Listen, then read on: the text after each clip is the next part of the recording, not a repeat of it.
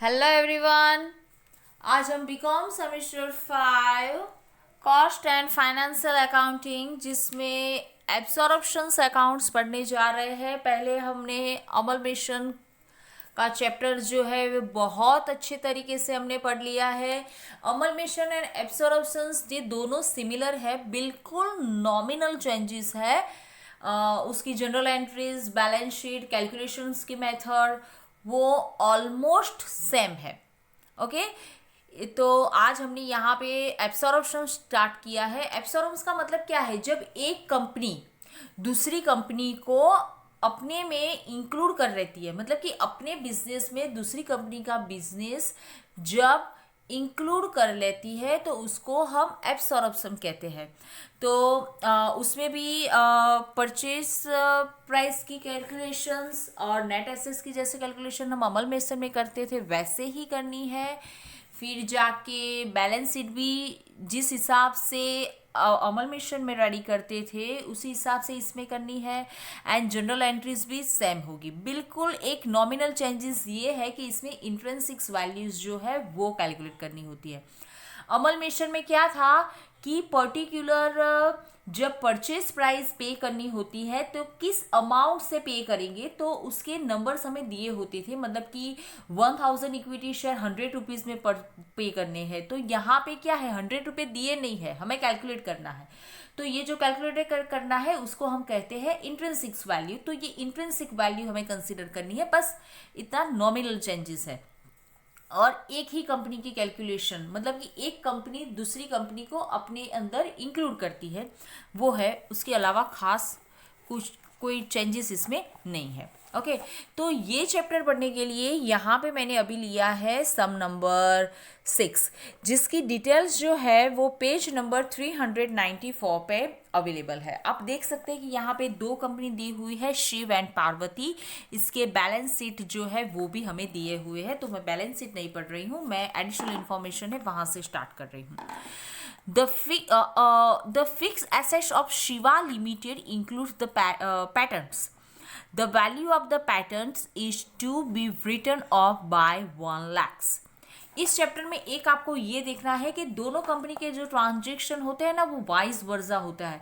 एक के डेटर्स होते हैं तो दूसरे के वो क्रेडिटर्स होते हैं। एक की बिल रिसीवेबल होती है तो दूसरे की बिल पेबल होती है। तो उसमें से हमें उसको प्लस माइनस करना होता है। अब किसमें से क्या प्लस करना है क्या माइनस करना है वो हमें पता ना चले तो मैं आपको एक शॉर्टकट दिखा देती हूँ कि कोई ऐसे ट्रांजेक्शन है, मतलब कि वाइस वर्सा है, एक का ये है दूसरे का वो है, ऐसा है तो हमें क्या करना है कि दोनों के डेटर्स है तो दोनों के डेटर्स का टोटल करो और जो अमाउंट है उसमें से प्लस माइनस जो करना है वो कर दो। क्रेडिटर्स है तो उसमें भी टोटल करके मतलब कि माइनस कर दो, ताकि हमें कोई कंफ्यूजन ही ना रहे कि किसके डेटर्स किसके क्रेडिटर्स। टोटल करके उसमें से प्लस माइनस जो भी करना है वो कर दो, ताकि एग्जाम में कोई भी पूछे हमारा आंसर जो है वो गलत ना हो, इसीलिए। तो यहाँ पे पैटर्न्स के बारे में कहा है कि शिव के पैटर्न्स जो है उसमें से 1 लाख जो है वो रिटर्न डाउन करने हैं। आगे, the business of Shiva limited was absorbed by the Parvati. Parvati ने शिव का बिजनेस जो है वो अपने अंदर इंक्लूड कर दिया है। According to the agreement, for every 4 share of the Shiva limited 7 share of Parvati limited are to be given. मतलब कि शिवा लिमिटेड के 4 शेयर के सामने पार्वती लिमिटेड के 7 शेयर मिलेंगे। The balance purchase price on the basis of intrinsic value. बाकी की जो पेमेंट है वो इंट्रिंसिक वैल्यू के हिसाब से दी जाएगी और वो भी और कैश पे करेंगे। In the debtors of the Shiva limited 10,000 due from the Parvati limited is include. मतलब कि शिवा के डेटर है वो पार्वती में इंक्लूड है। तो शिवा के डेटर है तो पार्वती के क्या हो गए, क्रेडिटर्स हो गए। The bill payable of 15,000 of the Parvati limited are drawn by the Shiva limited. अब देखो पार्वती की बिल पेबल है तो शिवा की क्या होगी, ऑब्वियसली बिल रिसीवेबल। ओके, तो and right the general entry in the book of the Parvati limited, मतलब कि जो परचेस कंपनी है उनकी बुक में जनरल एंट्रीज लिखना है और उसी की बुक में बैलेंस शीट। तो ये तो हम अमलमेशन में पढ़ के ही आए हैं। एक नया पॉइंट है, ये है इंट्रिंसिक वैल्यू वाला, वही बस हमें देखना है। अब सबसे पहले शुरुआत जो है वो हम करेंगे नेट एसेट्स। नेट एसेट्स दोनों की, Shiva and Parvati. Fix assets Shiva की देखो 16,50,000, बुक में कहा ही है 16,50,000, 1 लाख पैटर्न रिटर्न डाउन कर दिया है, तो वो हम इसमें से डिडक्ट करेंगे। तो 16,50,000 में से 1 लाख पैटर्न्स डिडक्ट करने के बाद 15,50,000 पार्वती के as it is. Debtors, bill receivable, stock, bank, ये सब जैसा है वैसा एज इट इज कंडीशन में हमने यहाँ पे रख दिया है। उसी हिसाब से लायबिलिटीज भी जैसी थी वैसी रख दी है। जैसे अमलमेशन में डेट डिबेंचर का पॉइंट आता था, एब्सॉर्बमेशन ऐसा डिबेंचर का पॉइंट नहीं है, डायरेक्ट ही है, तो मैंने डायरेक्ट ही यहाँ पे लिख दिया है और उसको इसमें से टोटल करके डिडक्ट करेंगे तो हमें नेट एसेट्स मिल जाएंगी 16 lakhs एंड 13,50,000। अब इंट्रिंसिक वैल्यू, इंट्रिंसिक वैल्यू का फॉर्मूला क्या है? तो इसका फॉर्मूला है net assets divided by number of equity share. अब नंबर ऑफ इक्विटी शेयर जो है वो हम कैसे ढूंढेंगे? तो आप यहाँ पे देख सकते हैं शिवा लिमिटेड, उसकी इक्विटी कैपिटल कितनी है? 15 lakhs। प्राइस ऑफ पर शेयर हिज क्या है? 2000, लेकिन पेड अप कितना हुआ है? 150। सो 15 lakhs divided by paid up amount, that's means 150। तो नंबर ऑफ इक्विटी शेयर हमें कितने मिल जाते हैं? 10,000। देखो यहाँ पे मैंने उसका कैलकुलेशन कर दिया है 10,000। तो शिवा की इंट्रिंसिक वैल्यू हमें मिल जाती है 160। उसी हिसाब से पार्वती की पेड अप अमाउंट कितनी है? 12 lakhs। पेड अप रुपीज़ पर कितने हैं? 80 rupees. 12 lakhs divided by 80, amount हमें मिल जाती है number of equity share 15,000।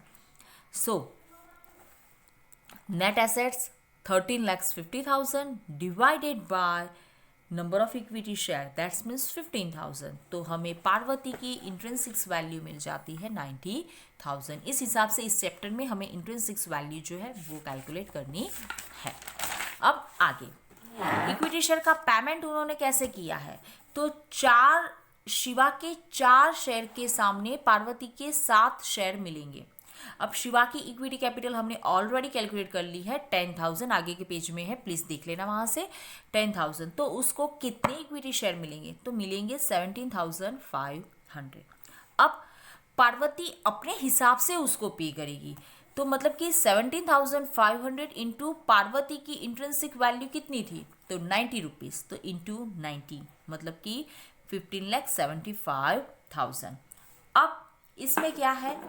Net assets जो है वो राउंड फिगर हमने यहाँ पे रख दी है। रेस्ट अमाउंट क्या है? तो वो है कैश। ओके, तो इस हिसाब से परचेज प्राइस का हमने कैलकुलेशन यहाँ पे पूरा कर दिया है। अब आगे क्या देखना है? तो हमें जनरल एंट्रीज तो पता ही है। जनरल एंट्रीज में हमें क्या करना है? सिर्फ शिवा की लिखनी है। किसकी लिखनी है? शिवा की। In the book of the Parvati के बुक में सिर्फ शिवा की, मतलब कि शिवा की जो नेट एसेट्स है वो ही कंसीडर करनी है। और पार्वती की बुक में तो fix assets, debtors, bill payable, stock, bank, फिर debenture, creditors, bill payable and purchase price जो है वैसा का वैसा। परचेज प्राइस का पेमेंट हमने कैसे किया है? तो जैसे अमलमेशन में करते थे बिल्कुल वैसा ही हमें यहाँ पे लिख दिया है। अब क्रेडिटर्स और डेटर्स का जो प्रॉब्लम है तो उसके लिए हम क्या लिखेंगे? Creditors account debit to debtors account 10,000। Okay, फिर जाके बिल पेबल के बारे में, तो bill payable account debit to bill receivable account लिख दिया। अब बैलेंस शीट हम कैसे लिखेंगे?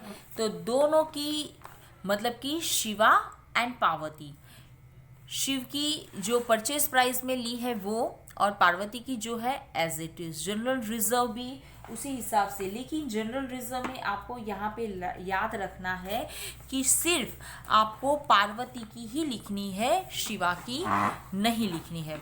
General entries general reserve Shiv Parvati की। डिबेंचर्स क्रेडिटर्स वो जैसे लिए हैं वैसे, क्रेडिटर्स में दोनों का टोटल करो और क्रेडिटर्स का जो ट्रांजेक्शन था उसमें से 10,000 डिडक्ट करो। बिल पेबल में भी वैसा ही करना है। फिक्स एसेट्स वो भी इस हिसाब से।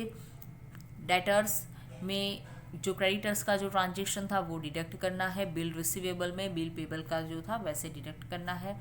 बैंक एंड स्टॉक, तो बैंक तो आप स्टॉक तो एज इट इज़ लिखना है। स्टॉक आपको पता है अमलमेशन में जैसे लिखते थे वैसे ही लिखना है। ओके, तो इस हिसाब से टोटल करने से हमें आंसर जो है वो बैलेंस शीट का पूरा मिल जाता है कि जो दोनों साइड पे इक्वल है। तो इस हिसाब से हमने ये सम जो है अब्सॉर्प्शंस का आज हमने ये कंप्लीट कर दिया है।